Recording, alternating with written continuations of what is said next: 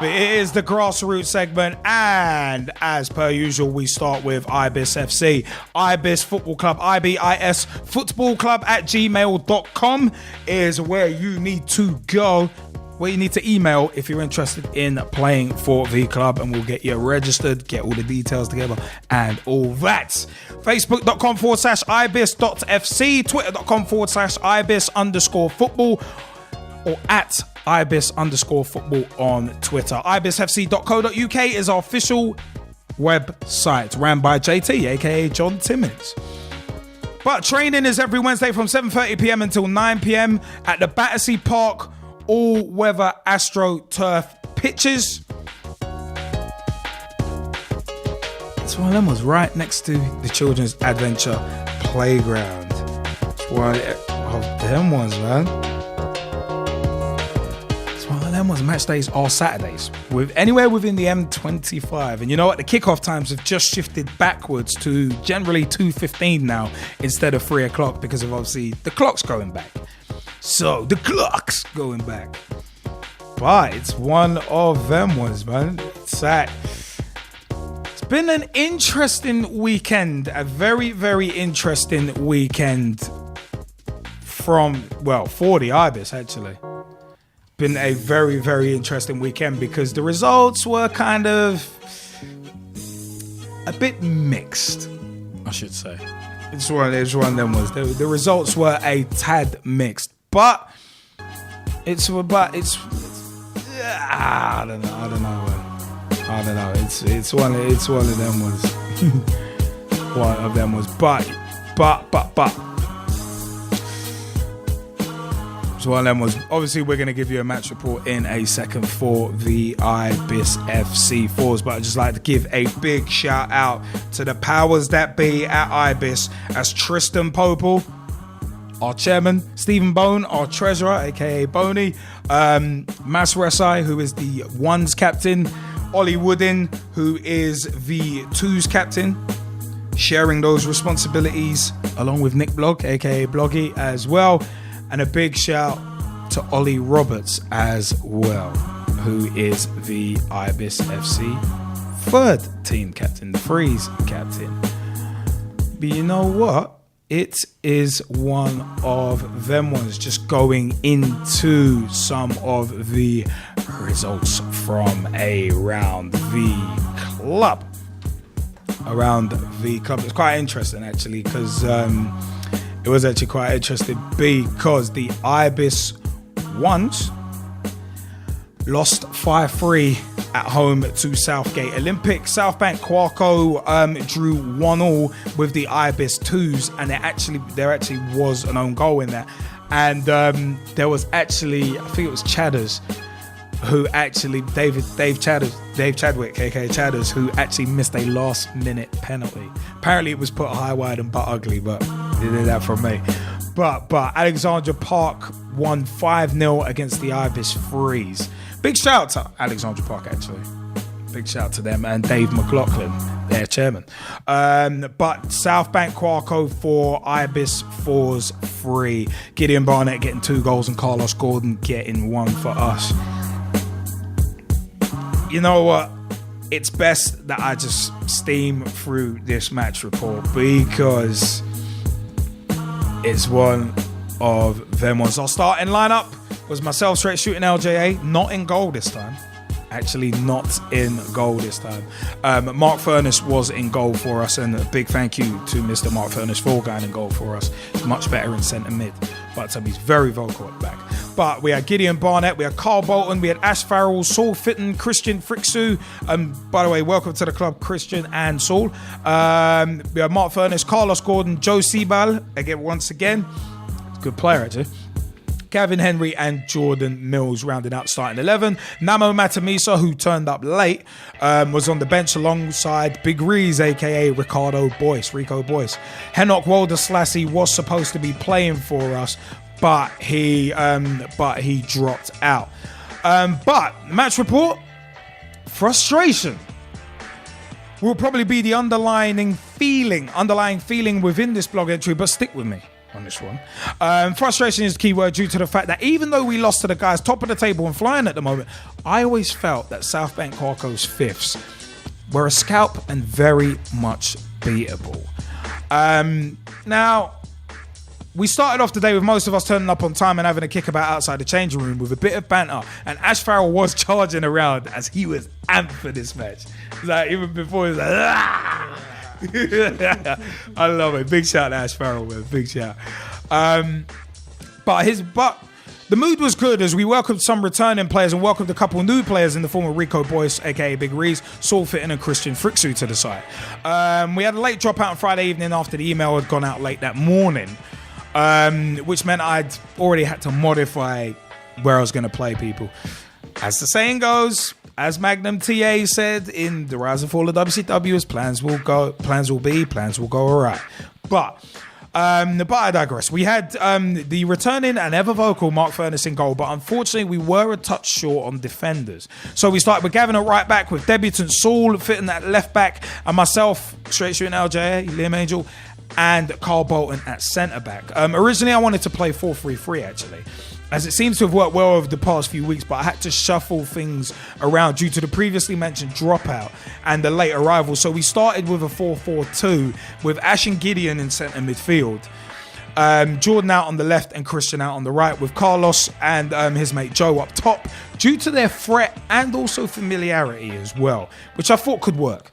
At the back, even with Mark Furness being vocal, we were quite disjointed at the back and we were getting exposed a bit down the right. So on the consultation of a couple of our senior players, I made the decision to swap Christian and Gavin around, and swap Saul to centre back and me to my more familiar left back role, which did help us tighten up a bit, but we did end up 2-0 down. The second of the goals coming from the penalty spot after a foul on the right hand side. Gideon got us back into the match with two real opportunist goals, it must be said, and that he beat the keeper at the near post with both efforts. So it was quite an interesting one. The first was a corner that was cleared and Gids chanced his hand with a speculative shot from the edge of the box, which beat their keeper, who wasn't the best, beat him at his near post. The second goal came from a free kick after the first, and that after the first goal, Gids took a chance on beating the keeper at his near post. I mean, I was thinking of floating over to the far post with an outswinger, but Gideon's low right-footed drive got us level. 2-2. But their wingers in the first half were coming inside and making up the extra men in midfield. So our midfield that were working overtime to try and help the backline and start attacks. But we got to half-time with 2-2 after a real battling performance, but we knew there was much work to be done, and I, along with Mark Furness, gave our views at half-time and tried to get the guys G'd up again. So on to the second half, and just before half-time actually, I made the change of Rico for Jordan, and as long as we kept the ball on the floor, there were actually times where we were carving South Bank apart. And during the second half, Carlos put us 3-2 up with a goal very similar to Samuel Eto'o's goal against Cardiff City, with the kind of pullback then shot into the bottom left-hand corner. It's a good shot, very, very well taken. South Bank were continuing to threaten down the flanks and ended up getting a third goal from a corner after sloppy marking from us, and we ended up conceding a heartbreaker of a fourth goal late on as South Bank was starting to show why they were top. They were ruthless in punishing our mistakes, to be honest. And during the second half, we swapped Namo for Gavin, and Rico ended up limping off with cramp. So we actually had to make full use of the rolling subs by bringing Jordan back on. But yeah, Gav did get on. Mike, he actually started. But it's one of them was we ended up changing the midfield shape as the game went on to try and get more of us on the ball, which did work, but left us a touch narrow as we came close on a couple of occasions to scoring. One of which was a floated free kick to the far post from me, and the resulting shot, it was agonising. It was actually agonising. Well, it was agonising, but the resulting shot was actually saved by their keeper.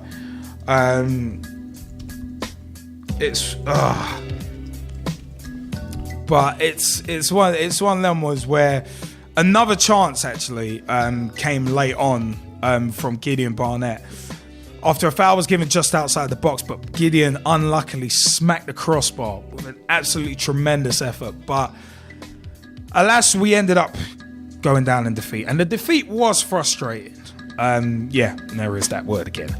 But it's one of them was, and as I gave a post-match analysis / dressing down, I felt that this was truly a match that got away from us due to mistakes and mistakes that we need to eradicate if we're gonna get mid-table, let alone get promotion, which is my aim this season. And that's my ambition, first-time promotion. But a challenging start so far to the season, which has showed us that we have it in us to battle, but we have it in us to make mistakes as well, unfortunately.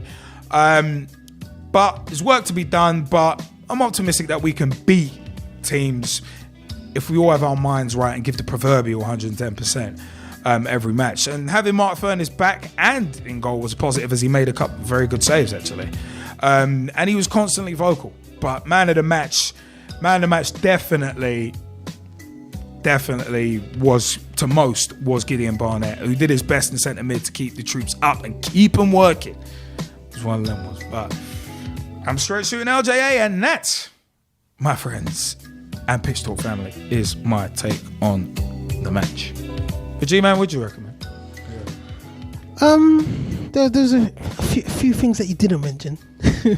I gotta say, it was a quality game. I gotta say, the first half was bloody hard. You know, South Bank, right down the right flank. What? Me and Christian, I was right back.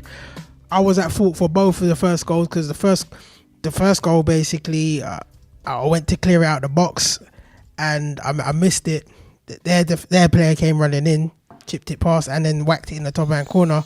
You know, that's not even before long that I cleared the ball off the line, which, you know, they were just relentless, corner after corner, and they were just running wings down that right hand side. And after that switch was made between me and Christian, you know, it sort of, you know, helped things at the back, because Christian was a more assured defender than I am.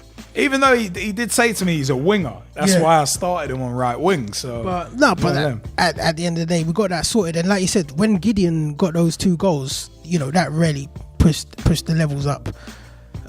Second half, you know, again, like, I just think it was just tired legs. That's it. It's tired legs, because you know where their 2 goals came from, where they were penetrating down the left hand side. Yes, thank you. No. Not solely. No. Where they were penetrating down their left hand side. Oh, down their left hand side, because both goals came from the left hand side, where they cut in between the right back and the centre mid. Yeah. And basically, you know, they were trying to round Furness. But it was just tired legs, you know. And after, like you said, it was demoralising, you know, especially when you're on the sidelines and you feel like, rah, I gave away 2 of those goals, but.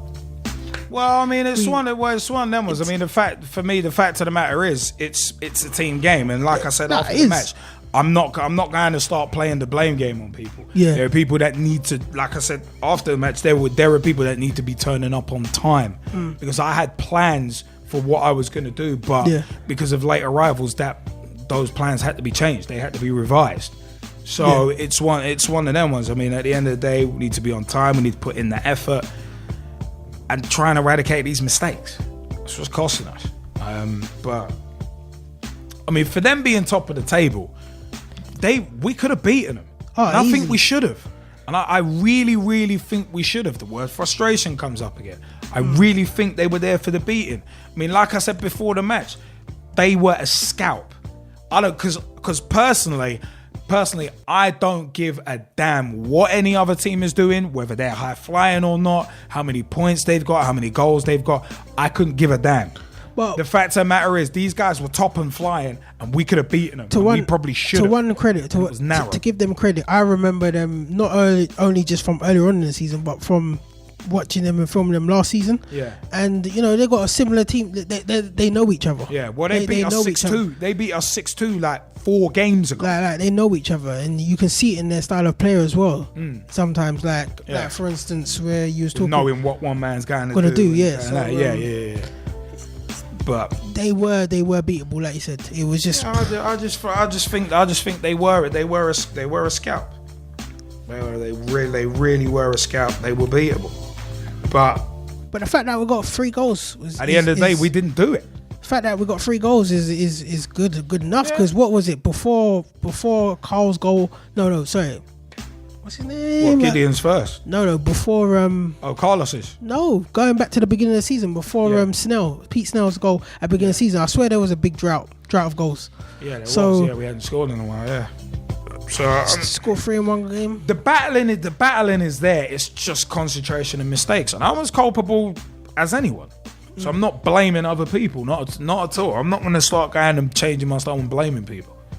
So there was big shout out to Kendall Campbell actually, and also Pete Snell, who are both injured at the moment actually, because Pete I think is nursing hamstrings, and Kendall is nursing knee injury. Speaking of Kendall Campbell, let's move on because he coaches at Haringey Borough Women's FC. They're located in Coles Park, White Hart Lane, Tottenham, London N17 7JP. They do have a Facebook group, Haringey Borough Women's FC. It's a private group, but if you ask nicely, I'm sure they'll let you in. At HBWFC1 on Twitter. And their website is www.haringeywomenfc.co.uk. They train on Tuesday and Thursday evenings from 7:30pm till 9:30pm at Northumberland Park Community School, Truelock Road, London N17 0PG. And their match days are on Sundays. Speaking of Sunday match days, Stevenage Borough Ladies FC, www.club website /Stevenage Borough FC. Their Facebook page is Stevenage Borough Ladies FC. And their first team is in the Eastern Region Premier for 2013-2014, and their reserves are in the Eastern Region South. They play on Sunday afternoons, and their home pitch is Cody Coates Sports and Social Club, Berry Lane, Cody Coates SG4 8XX. We usually get a match report from their the manager of one of the sides there, Mr. Dave Potter. So big shout out to Dave Potter. Big shout out to SAL at Glemnet SAL and facebook.com/VSAL1907, and a big shout out to the AFA Amateur Football Alliance, at Amateur FA on Twitter, and amateur-fa.com is their website. You know what? Good news for grassroots football, because grassroots football on 22nd of October 2013, it was announced that the Football Association have committed to a new £102 million fund to be spent improving grassroots football facilities. The Premier League and the FA Facilities Fund will provide financial support in the 3 years from January 2014. Sports Minister Helen Grant said, sport has such a power to change lives, and this will make a positive contribution to many communities.